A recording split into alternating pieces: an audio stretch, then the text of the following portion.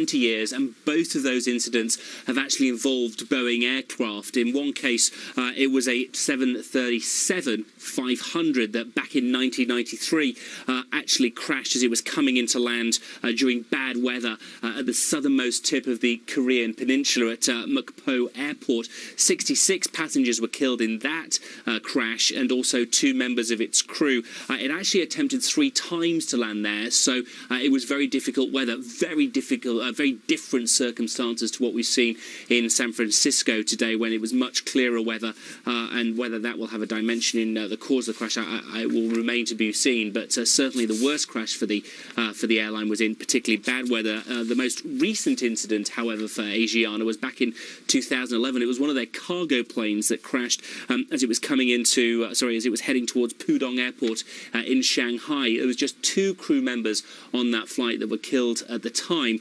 and it was the body count for that was particularly low, is because cargo aircraft particularly have a small number of crew. It usually actually is 2. It was actually taken off from Incheon Airport, that particular flight, and it was a 747-400F, crashed into the Pacific Ocean of Jeju Island in South Korea. Apparently it had reported a fire in the cargo compartment, so a history of fire there with one of its Boeing planes, although as the investigations tend to find out, it always appears to be different circumstances, individual circumstances that cause incidents like this. I'm not trying to allude to and make any sort of allusion to the fire in there being the same sort of cause that could be the fire that we've seen in the flight today up at San Francisco. But the 777 itself has a good safety record. There's been 1,105 of them put into service since 1995, and a low number of incidents for that one. One of the reasons it's popular, you were saying, was because of its range, but also because of its safety record as well. It can take a large number of people, and there have been a few incidents involving that aircraft, which is just really why Boeing's been able to sell so many of those around the world, Rick.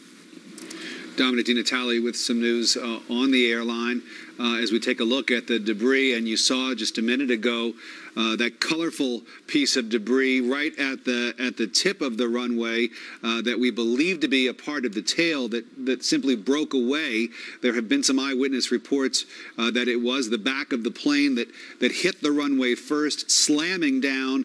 That's where the tail came off. And then you can imagine, you can see the distance there that the plane actually traveled, skidded before coming to a stop. It's hard to know exactly how long that is, but probably at least a couple of hundred yards, maybe a few hundred yards that the plane skidded. And you can only imagine the fear of the people on board the plane as they were landing after a 10-plus hour flight from Seoul, South Korea. You finally think, okay, we're going to touch down.